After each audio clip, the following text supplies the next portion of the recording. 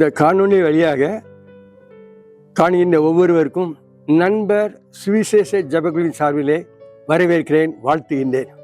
இந்த நாளிட மன்னா 1 பேதுரு 4ஆம் அதிகாரம் வசனம் 16. ஒருவன் கிறிஸ்தவனாய் இருப்பதனால் பாடுபட்டால் வெட்கப்படாமல் இருந்து அதன் நிமித்தம் தேவனை மகிமைப்படுத்த கடவர். பாடுகள் இல்லாத வாழ்க்கை இல்லை. நம்முடைய ஒவ்வொருடைய வாழ்க்கையிலும் பாடுகள் வரும். இயேசு கிறிஸ்துவும் பாடுகள் பட்டுதான் நம்மை மீட்டுள்ளார்.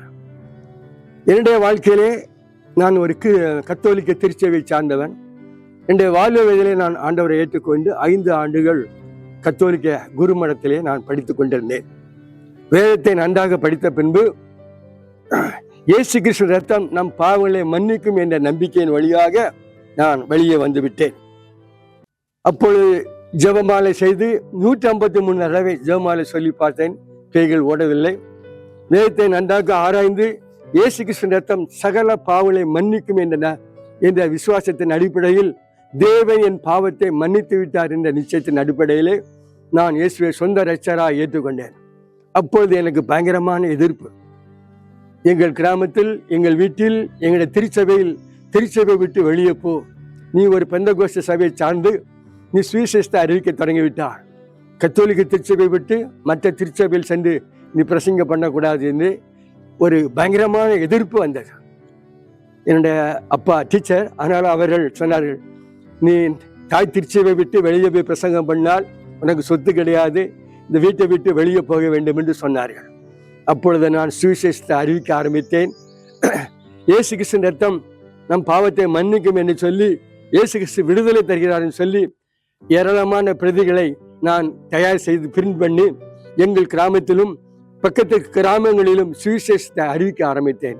கிட்டத்தட்ட 15 குடும்பங்கள் இயேசு கிறிஸ்துவை சொந்த இரட்சகராக ஏற்றுக்கொண்டார்கள். அப்பொழுது எங்களுடைய கிராமம் வைக்காலிப்பட்டியிலே நான் சுவிசேஷத்தை அறிவித்தேன். அநேக மக்கள் அங்கேயும் ஏற்றுக்கொண்டார்கள்.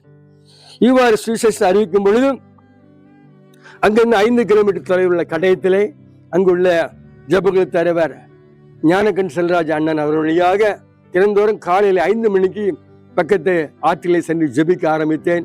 ஓராண்டு காலம் ஜெபித்த பின்பு 1986ஆம் ஆண்டு நண்பர் சுவிசேஷ ஜெபக்குழுவில் இணைந்து ஒரு கிராமத்தில் சுவிசேஷத்தை அறிவிக்கும் பொழுது இவன் நம்முடைய கிராமத்தினுள்ளே பேயை அனுப்புகிறான்னு சொல்லி ஒரு பயங்கரமான எதிர்ப்பு வந்துவிட்டது.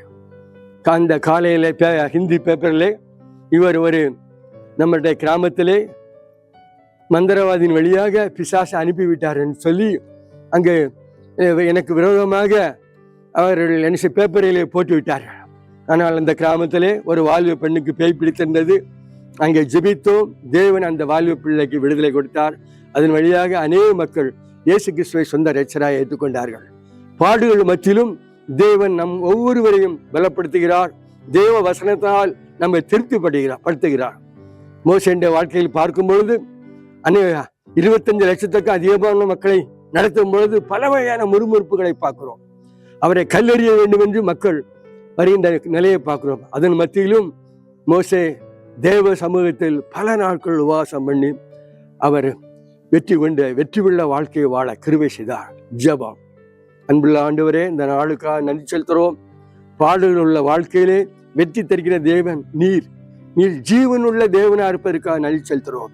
நீர் இம்மானுவேல் எங்களோடு கூட இருக்கிற தேவனா இருப்பதற்காக நன்றி செலுத்துகிறோம். உடைய வசனம் ஜீவன் உள்ளது, உயிருள்ள வசனம்.